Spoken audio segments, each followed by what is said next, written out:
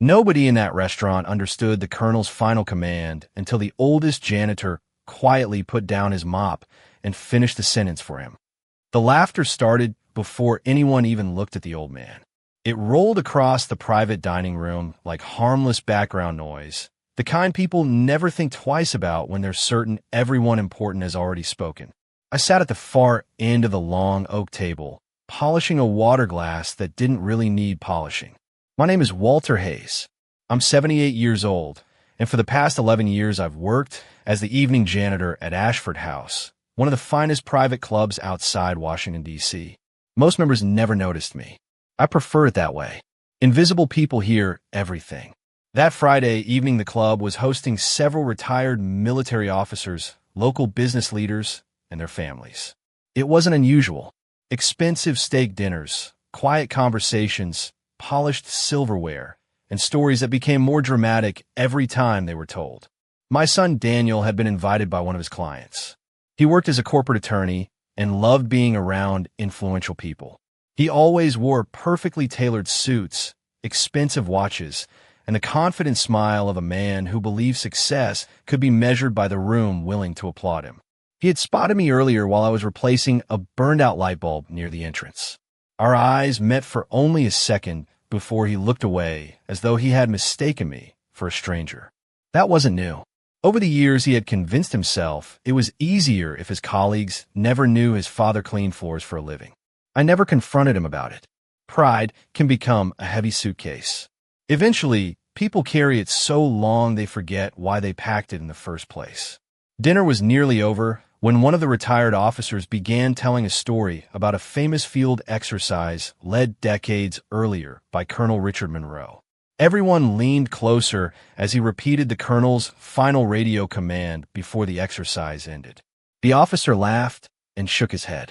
To this day, nobody really understood what the colonel meant. Several guests nodded in agreement. Daniel took a sip of coffee before adding with a confident grin, "Honestly, I don't think anyone ever figured it out. Maybe the colonel was just trying to sound mysterious." A few people chuckled. Another guest looked toward me as I quietly gathered empty plates. "Well," he joked, "unless the old janitor knows the answer." More laughter followed. It wasn't cruel enough to stop the evening, just casual enough to remind everyone where they believed I belonged. I kept stacking the dishes carefully, one plate resting softly against another. Years teach you that people often reveal more about themselves in moments they consider harmless than during speeches they spend weeks preparing. I could have walked away. I almost did. Instead, I placed the last plate onto the service cart, rested both hands on its handle, and looked toward the table without raising my voice. The colonel wasn't giving an order, I said. Every fork stopped moving. Even the soft music drifting through the dining room suddenly seemed farther away. Daniel frowned before letting out a quiet laugh. "Dad," he said, the single word carrying more embarrassment than affection. "You don't have to do this." I met his eyes calmly. He wasn't telling his men what to do. I continued. He was warning them what would happen if they misunderstood the silence that came next. The room became so still that I could hear the old grandfather clock in the hallway marking each passing second. No one laughed this time. Daniel shifted uneasily in his chair, forcing a smile that looked more practiced than sincere. "Dad," he said again, a little louder this time, "you probably heard part of the story and filled in the rest. That happens." A few nervous chuckles circled the table, but they faded almost immediately. No one seemed eager to laugh anymore. The retired officer who had first mentioned Colonel Monroe leaned forward with genuine curiosity instead of amusement. "What makes you think it was a warning?" he asked. I looked at the coffee cup resting in front of him before answering. "Because the wording was wrong if it was meant to be an order," I said quietly. "Military orders are designed to remove confusion." The colonel deliberately left room for interpretation because he needed his officers to stop relying on the words and start paying attention to everything around them. Someone near the center of the table frowned. "That sounds complicated." I shook my head. No, it was actually very simple. I reached for the folded dinner napkin that had been left beside an empty plate. Without asking permission, I placed it on the table and smoothed it flat with my fingertips. Every eye followed the movement. "Imagine this is the map," I said. I picked up 3 silver teaspoons and placed them on different corners of the napkin. "These represent 3 separate units." Then I moved a salt shaker beside 1 spoon. "This is the supply convoy." Finally, I rested a pepper shaker near the opposite edge. "And this is where everyone assumed the danger would come from." Daniel crossed his arms. "Dad, this is a private dinner, not a history class." I ignored the interruption. The colonel understood that every experienced officer in the room would immediately focus on the obvious threat. So he used one unusual phrase at the end of his transmission, not to confuse them, to force them to notice what had not been said. The retired officer's expression slowly changed. His smile disappeared. "Go on," he whispered. I gently rotated 1 teaspoon 90 degrees. When this unit moved first, the others believed they had received the signal to advance. I paused for a moment before sliding the salt shaker behind the spoon instead of in front of it. But that was never the point. The convoy had already changed direction. The silence after the final sentence was the real instruction. Anyone who understood the silence knew the plan had changed. The room remained perfectly still. Even the servers waiting near the kitchen entrance had stopped moving. Melissa Carter, the restaurant manager, had quietly stepped into the dining room after noticing the unusual silence. She looked from one face to another without speaking. Daniel forced another laugh, although it sounded weaker now. "That is a clever theory." Before I could answer, the retired officer slowly removed his reading glasses. "It is not a theory," he murmured. "That was exactly what we argued about for years." He stared at the little arrangement of spoons on the napkin as though he had been transported decades into the past. "None of us ever explained it like that." Another guest spoke up. "How could you possibly know this level of detail?" It was an honest question, not an accusation. I folded my hands together and looked at the polished wood beneath them. Sometimes the people standing closest to history are the ones nobody remembers to ask. Daniel shifted again, this time avoiding my eyes. He had spent years believing my quiet life began with a janitor's uniform. Like many people, he assumed that an ordinary ending must have come from an ordinary beginning. I never blamed him for that. I blamed myself for allowing silence to become easier than conversation. Yet there are stories that remain locked away because speaking about them feels less honorable than simply living with them. I had spent decades doing exactly that. But as I looked around the table, I realized something had already changed. They were no longer looking at the old janitor who cleaned their floors after dinner. For the first time that evening, they were listening to the man behind the uniform. The retired officer remained silent for several long seconds before speaking again. There was only one man I ever heard explain that transmission in exactly those terms, he said softly. He disappeared from public life shortly after leaving the service. Every face at the table turned toward me again. I could feel their curiosity growing, but I had no desire to become the center of the evening. I reached for the service card, intending to continue my work. Melissa Carter stepped forward before I could move. "Mr. Hayes," she said politely, "would you mind staying for another minute?" I smiled faintly. "I have tables to clear." "Those can wait," she replied. Her voice carried a respect that had not been there an hour earlier. Daniel looked uncomfortable. He loosened his tie and stared into his coffee, as though hoping the conversation would drift somewhere else. It did not. The retired officer stood slowly from his chair. Age had curved his shoulders, but his eyes remained sharp. "May I ask you something?" he said. "Of course. Where did you learn to think like that?" I considered the question carefully. Some answers invite more questions than they resolve. "Experience has a way of teaching lessons that books cannot," I replied. He nodded, but I could tell he was searching my face for something familiar. "Did you ever serve?" he finally asked. I looked down at my hands. The skin was weathered now, marked by years of hard work and ordinary routines. Most people saw only an elderly janitor with tired hands. Very few imagined those same hands had once carried responsibility far heavier than a mop or a bucket. "Many years ago," I answered. "That was a different life." The room remained quiet. Nobody interrupted. Nobody reached for another bite of dessert. The conversation had become more important than the meal itself. One of the younger guests leaned forward. If you served, why had you never talked about it? He asked. I smiled gently. Because the most important days of a person's life do not always become the stories they tell. His expression suggested he had never considered that possibility. Daniel finally looked up. There was confusion in his eyes now instead of embarrassment. You never told me much about your military years, he admitted. Whenever I asked, you changed the subject. That is true, I said. You were building your own future. I did not want you living in my past. My answer seemed to weigh on him more heavily than any accusation could have. Memories returned quietly as I stood beside the service cart. I remembered coming home after years away and deciding that ordinary life was not something to escape from, but something to appreciate. I remembered accepting simple jobs without feeling ashamed because honest work had always mattered more than impressive titles. Cleaning a floor well and leading people well both required the same thing in the end. Discipline, patience, respect. Those lessons never disappear simply because the uniform does. Melissa folded her hands together. Mr. Hayes, she asked carefully, did you ever know Colonel Monroe? Personally, before I could answer, the sound of polished dress, shoes echoed through the hallway outside the dining room. The conversations in nearby rooms faded as someone approached with calm, deliberate steps. The retired officer turned toward the entrance almost instinctively. His posture straightened. A faint smile crossed his face. Well, he whispered, barely loud enough for anyone else to hear, if there is anyone alive who can answer that question, it is the man who just walked through that door.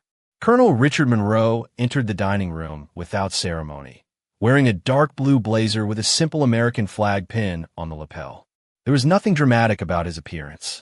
He carried himself with the quiet confidence of someone who had long ago stopped needing to prove who he was.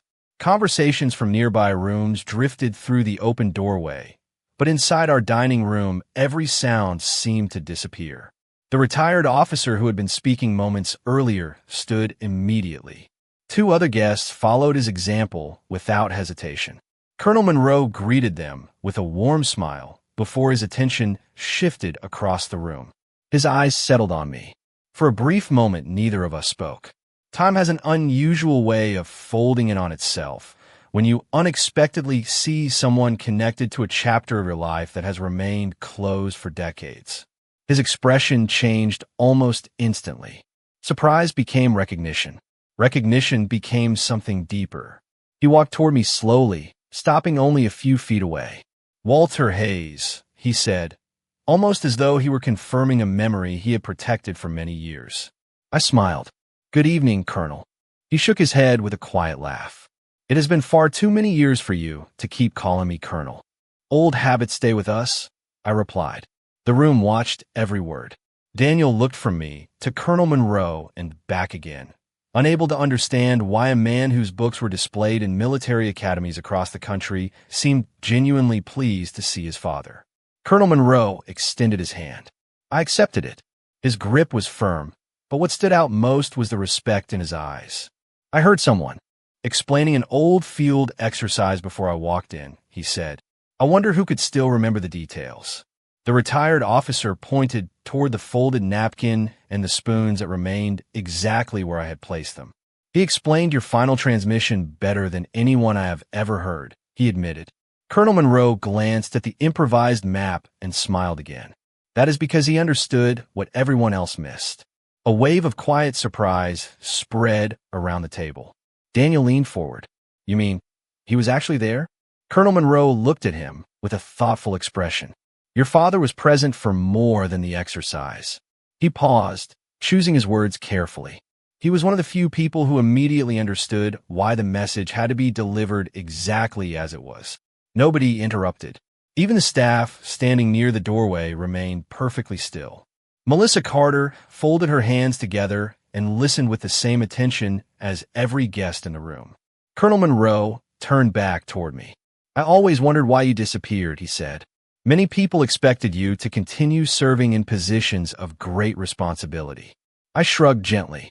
Life offers different kinds of service. He nodded with complete understanding.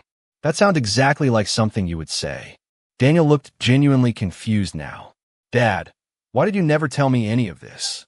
I answered honestly, because I wanted you to admire character before titles. If I had introduced myself by talking about yesterday, you might never have learned to value today. My son lowered his eyes. The answer seemed to reach him more deeply than any explanation about rank or recognition ever could. Colonel Monroe rested one hand lightly on the back of an empty chair. Walter, he said, I have attended ceremonies, reunions, and conferences all over this country. I have met governors, generals, and presidents. Yet I have rarely met anyone who carried success with less pride than you did.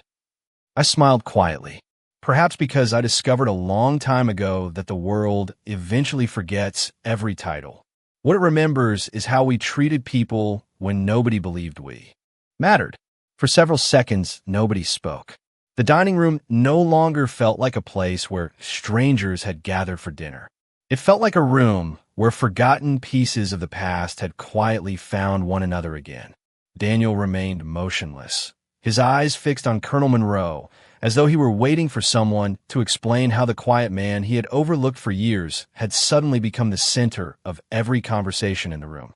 Colonel Monroe glanced around the table before speaking again. Most people believe history belongs to the loudest voices, he said. In my experience, it usually belongs to the people who never ask to be remembered. He looked back at me and smiled. Walter was always one of those people. The retired officer nodded slowly. I remember hearing stories about a senior advisor who could read an entire situation before anyone else had finished debating it. Nobody ever mentioned his name. Colonel Monroe chuckled softly. That is because he insisted his name stay out of the reports whenever possible. Several guests exchanged surprised looks. One woman who had remained silent throughout the evening finally spoke. Why would anyone refuse recognition after accomplishing something important? I answered before the colonel could. Recognition is temporary. Responsibility lasts much longer. She lowered her eyes thoughtfully, as though considering those words more carefully than she expected. Melissa Carter stepped closer. Mr. Hayes, I have managed this club for 6 years. You have never once mentioned any of this.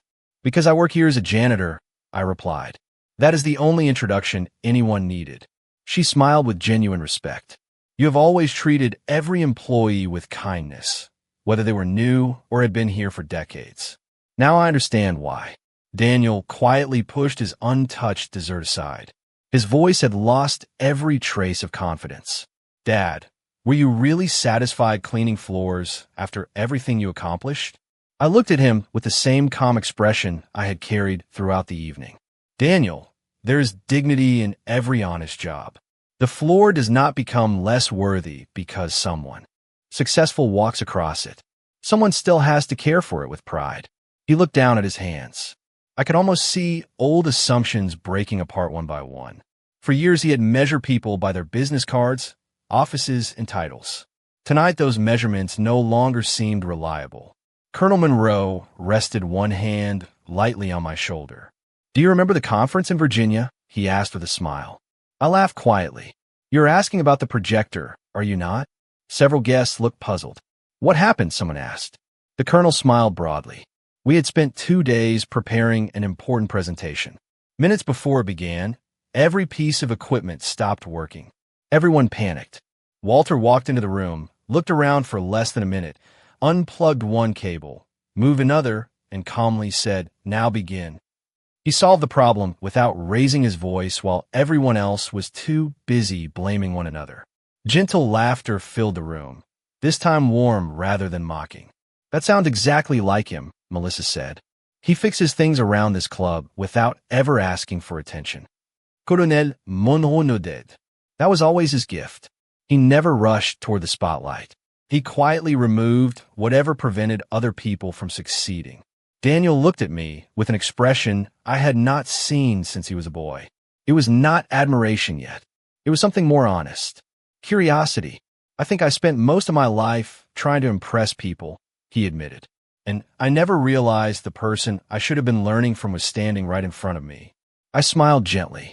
We all learn at different times. What matters is that we remain willing to learn. The room grew quiet once more, but this silence felt entirely different from the one earlier that evening. Before, people had remained silent because they dismissed an old janitor as unimportant. Now, they remained silent because they understood they were in the presence of a man whose greatest accomplishments had never required applause. Colonel Monroe slowly looked around the dining room before taking a deep breath. "There is something I have never shared publicly," he said, not because it was classified forever, but because the person most responsible insisted that it never become part of his reputation. Every guest leaned forward. Even the servers near the doorway remained perfectly still. Daniel glanced at me, then back at the colonel, as though hoping this conversation would finally explain the years his father had kept hidden behind an ordinary life. Colonel Monroe continued. "Many years ago, during a complex field operation, every experienced officer in the room believed we understood exactly what would happen next. We had studied every report, reviewed every map, and rehearsed every possibility." Walter listened to the discussion for nearly an hour without interrupting anyone. Finally, he asked one simple question. The colonel smiled at the memory. He asked, "What if the only thing everyone agrees on is the one thing nobody should assume?" Several people exchanged curious looks. "That single question changed the entire conversation," the colonel said. "Instead of defending our conclusions, we began examining our assumptions. We discovered that we had all overlooked a small detail that completely changed our understanding of the situation." He paused for a moment before adding, "Nothing about that evening was dramatic. Nobody raised a voice. Nobody argued. One thoughtful question prevented a costly mistake in planning and reminded every leader in the room that confidence should never replace careful thinking." I lowered my eyes, hoping the attention would pass. "You always give me too much credit," I said quietly. Colonel Monroe smiled. "No, Walter. You have spent your entire life giving yourself too little." Melissa Carter looked genuinely moved. "So the lesson was never about rank," she said.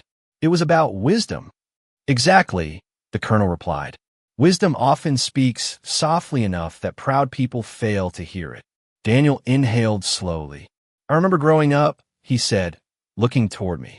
"Whenever I had a problem, you never told me what decision to make. You always asked me another question until I figured it out myself. I used to think you were avoiding the answer." I smiled. People rarely remember advice that is handed to them. They remember discoveries they make for themselves.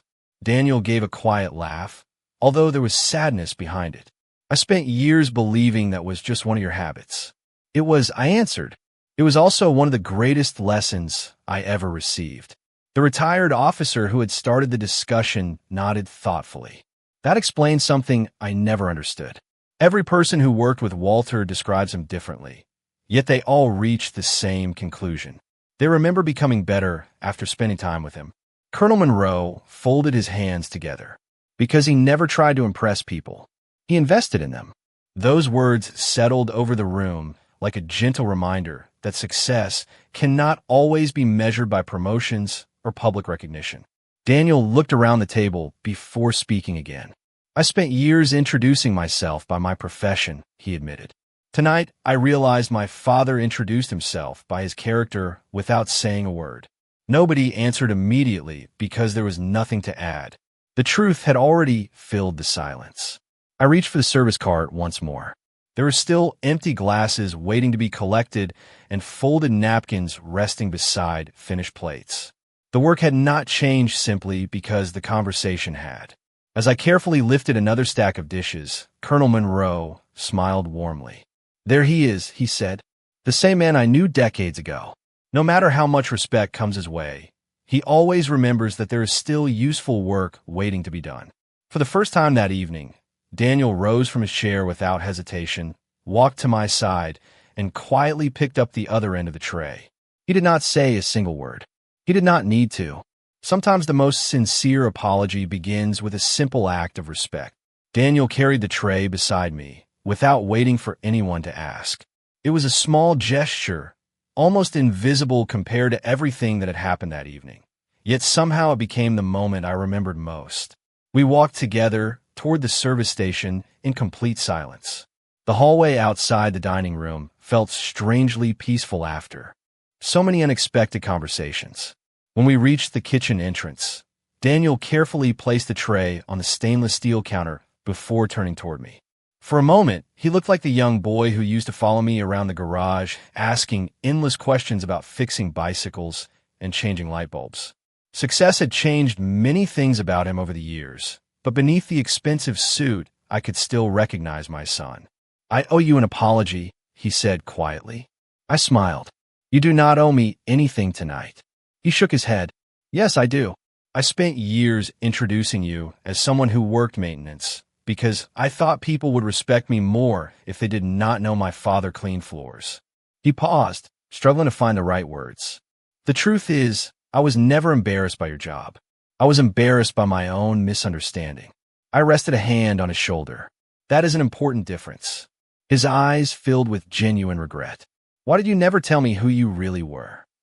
I looked through the small kitchen window toward the dining room where the guests continued talking quietly among themselves. "Because the person I used to be helped shape my life," I answered. "The person I chose to become mattered much more." Daniel frowned thoughtfully. "I did not think I understand. When I retired," I said, "I promised myself I would never spend the rest of my life living on old accomplishments. Every morning, I wanted to wake up with work that still mattered, even if the world considered it ordinary." He remained silent, listening carefully. A clean floor allows hundreds of people to walk safely every day.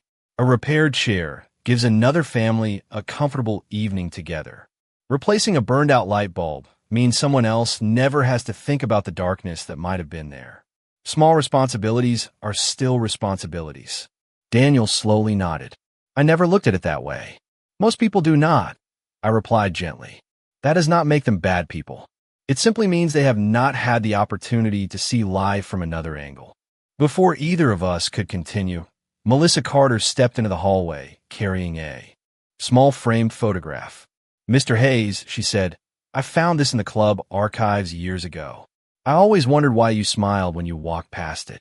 She handed me the frame. It showed the grand opening of Ashford House more than a decade earlier. Employees stood beside executives, cooks beside managers, gardeners beside accountants. I was standing in the very back row, wearing the same simple maintenance uniform I still wore today. "I remember that day," Melissa said. "Everyone rushed to stand near the club president for the photograph. You quietly moved to the back so one of the newer employees could be seen in the front." I laughed softly.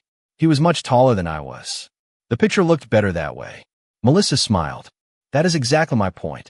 You always found a way to make someone else feel important."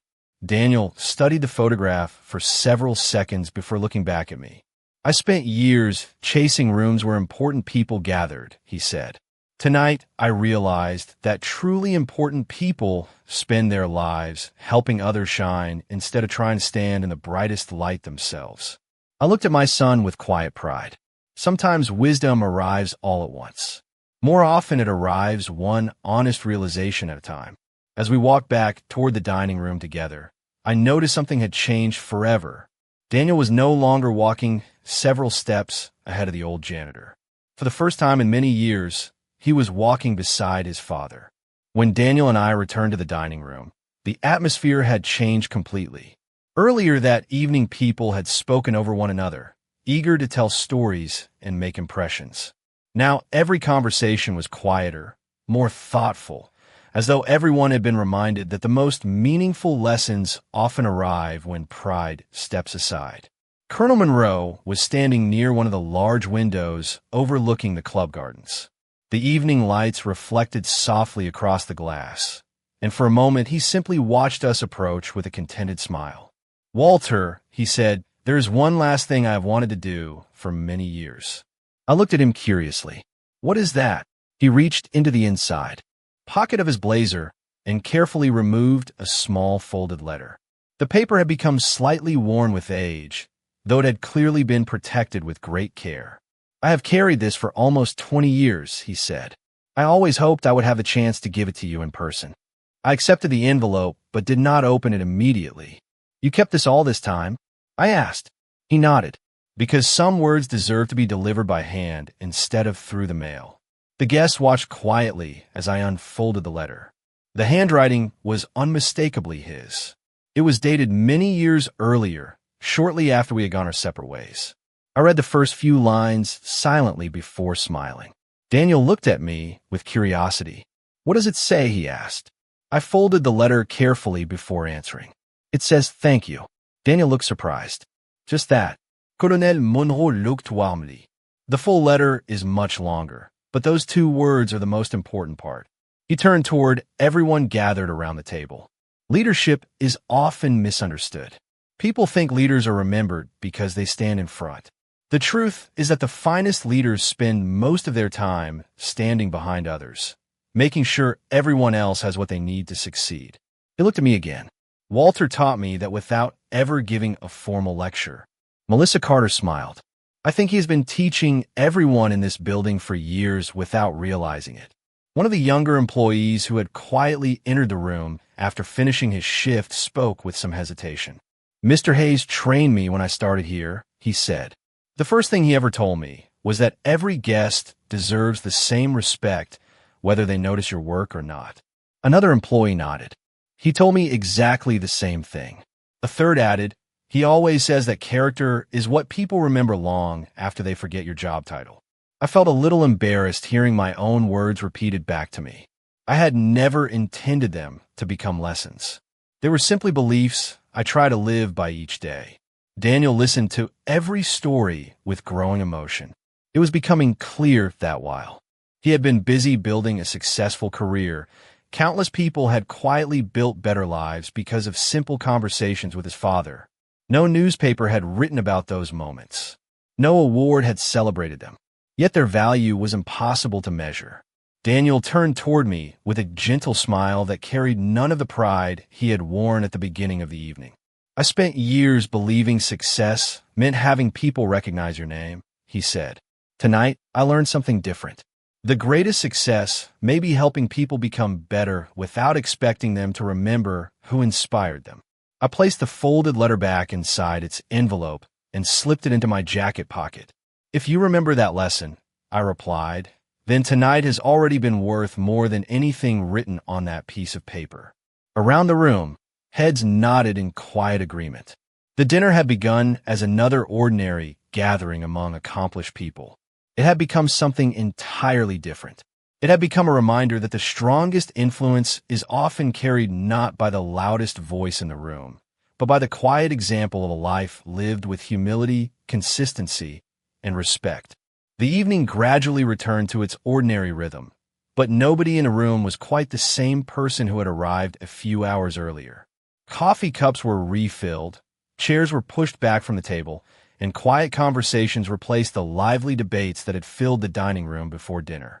Yet every discussion seemed to circle back to the same realization. People were no longer talking about military strategy or successful careers. They were talking about character. Colonel Monroe prepared to leave first. Before walking toward the entrance, he stopped beside me one final time. "Walter," he said, "there are people who spend their entire lives trying to leave behind a legacy. You never chased one, and somehow you built one anyway." I smiled and shook his hand once more. "Legacies take care of themselves," I replied. "Our responsibility is simply to take care of the people standing in front of us today."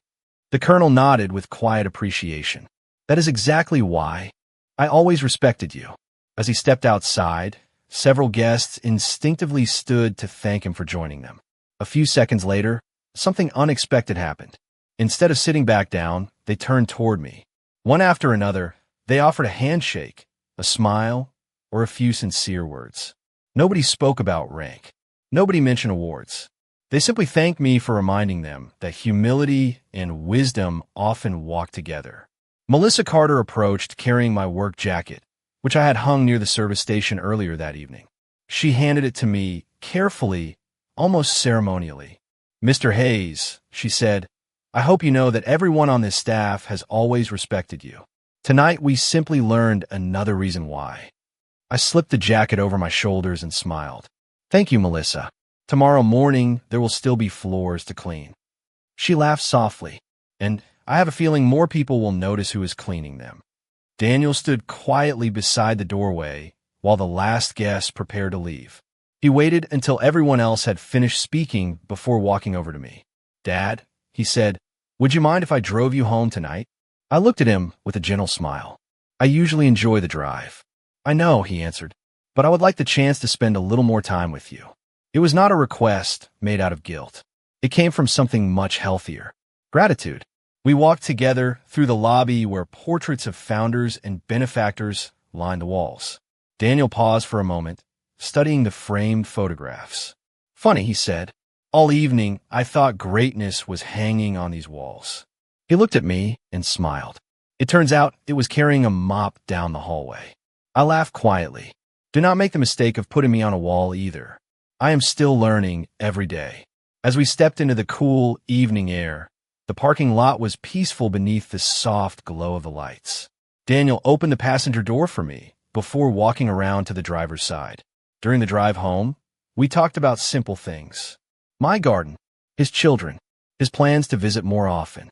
There was no need to revisit the embarrassment of earlier that evening because something far more valuable had already taken its place: understanding. Before I went inside my house, Daniel embraced me longer than he had in many years. "Thank you," he said quietly. "Not for tonight.